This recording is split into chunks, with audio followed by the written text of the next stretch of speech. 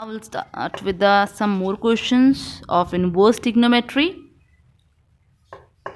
Tangent inverse under root 3 कब होता है?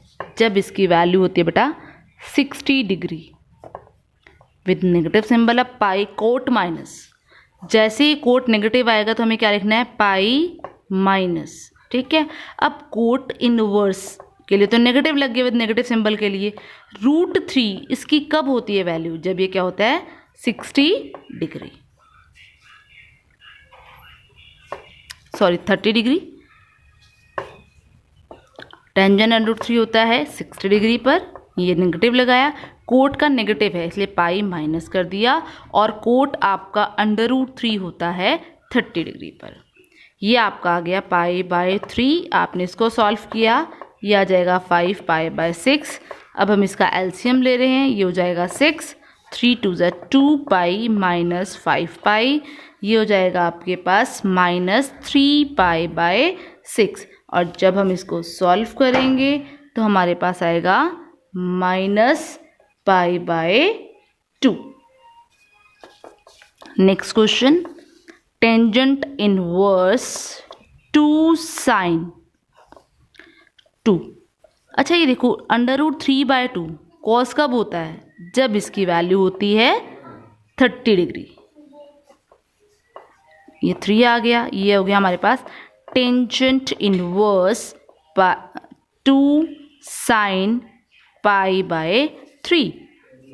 अब हमारे पास 2 साइन 60 डिग्री पर होता है अंडर रूट 3/2। 2 से 2 कैंसिल आउट हो गया। अब देखो टेंजेंट इनवर्स क्या बचा? Under root 3। और टेंजेंट इनवर्स अंडर रूट 3 कब होता है? जब इसकी वैल्यू होती है 60 डिग्री। तो आंसर आ गया पाई बाय 3। नेक्स्ट क्वेश्चन, अब देखो यहाँ पे तो हमें बड़ी आसानी से एंगल पता थे कि 60 पर है या किस पर है, पर 8/17 सबसे पहले तो मुझे देखना। देखो 8/17 आपका लाई करता है -1/7, ऑफकोर्स लाई करता है, दैट मीन्स एग्जिस्ट तो कर रहा है, बट बाहर कोस है। साइन इनवर्स कोस से कैंसिल आउट नहीं हो सकता, कोस इनवर्स अगर यहाँ पे आ जाए तो कोस से कैंसिल आउट हो जाएगा। इसके लिए मैंने लगाया ट्रायंगल वाला, right angle triangle, right angle triangle. अब ये देखो जो ये साइन है, साइन क्या होता है? Perpendicular upon hypotenuse. अब मुझे निकालना है बेस, और आपको पता है आप कैसे निकालते हो? Perpendicular square plus base square is equal to hypotenuse square. यहाँ पे आपने रखा 8k square plus b square is equal to 17k स्क्वायर। b स्क्वायर आपके पास आ जाएगा सॉल्व करके, ये आएगा बेटा आपके पास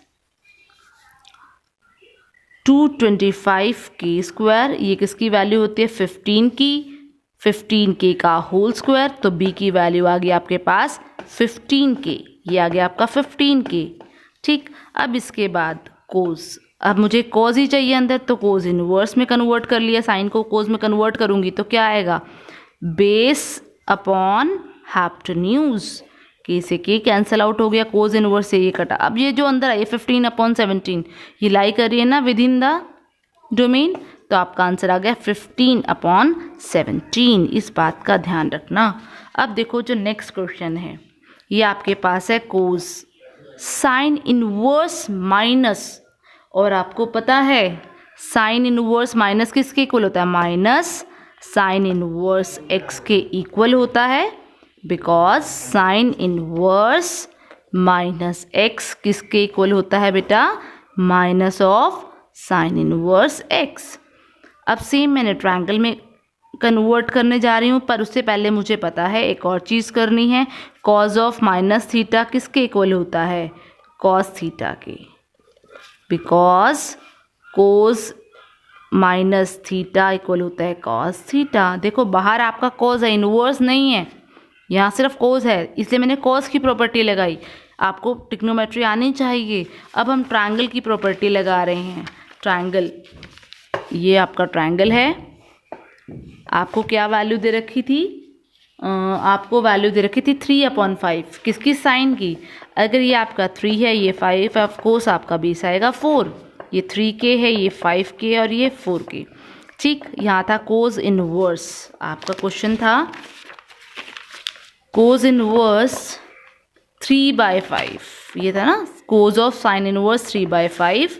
बाहर आपका कोज है, जब मैं साइन को कोज में कन्वर्ट करूँगी तो कोज क्या होता है, बेस अपॉन हाइपोटेन्यूज। कोज इनवर्स से कोज इनवर्स कट के आपका आंसर आ गया 4/5। नेक्स्ट क्वेश्चन, इसको 2 मिनट बाद में करूँगी, पहले मैं ये क्वेश्चन करूँगी आपके लिए।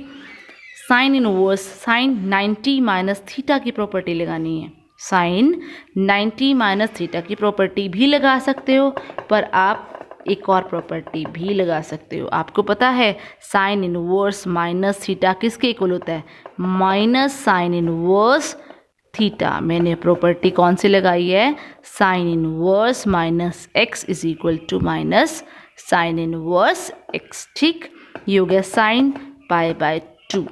अब sine theta √3, sine inverse theta √3/2 कब होता है, जब इसकी वैल्यू होती है 60।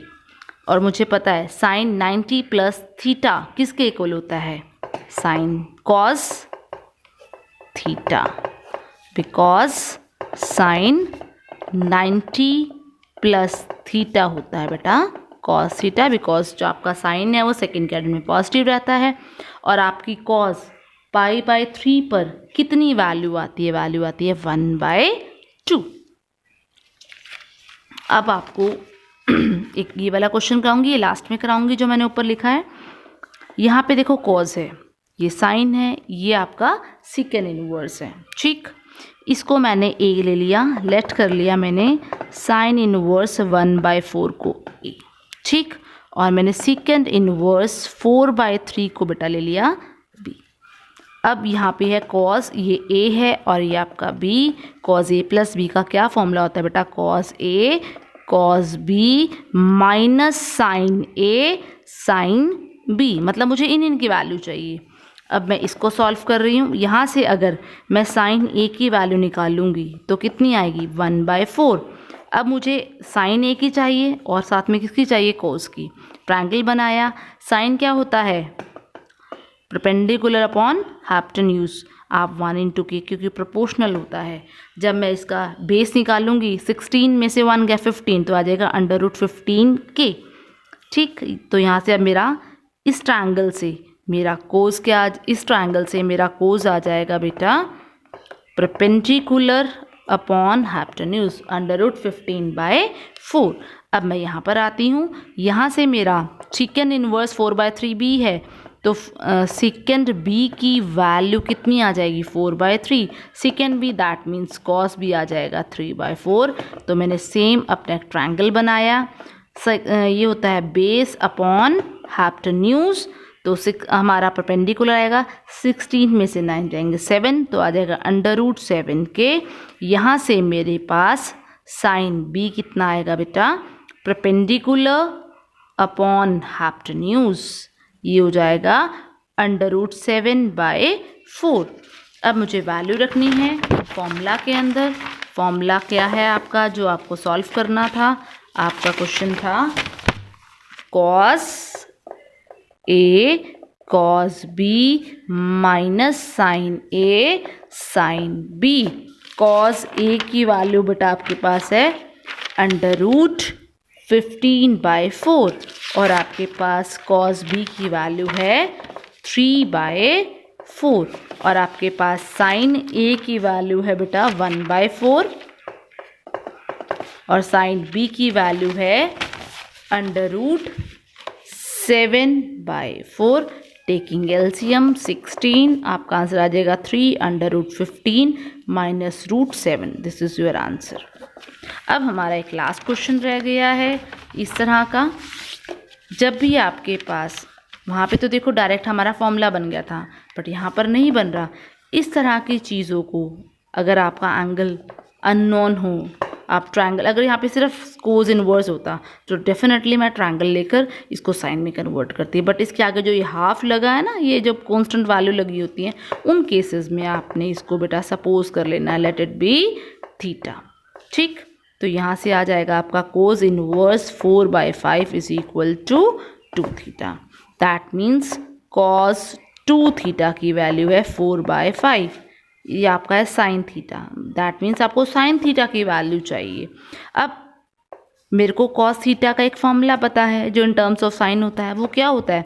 1 - 2 sine square theta is equal to 4/5, है ना।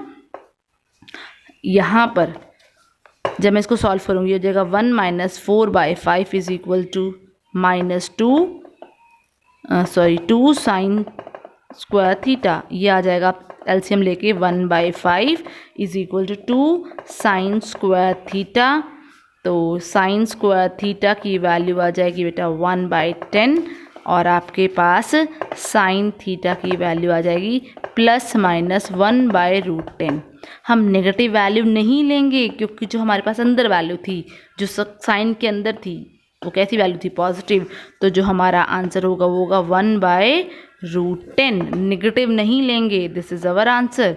दोबारा एक बार रिपीट कर रही हूँ, जब हमारे पास सिंपल इनवर्स ट्रिग्नोमेट्री होती है, अंदर बाहर सिर्फ साइन होता, तो हम ट्रायंगल लेते और डायरेक्ट कर देते। बट अगर कोई कांस्टेंट मल्टीप्लाई है तो सबसे पहले थीटा सपोज कर लिया, जो कांस्टेंट है उसको उधर ले गए। कॉस इनवर्स 4/5 2 थीटा है, तो कॉस 2 थीटा की वैल्यू है 4/5।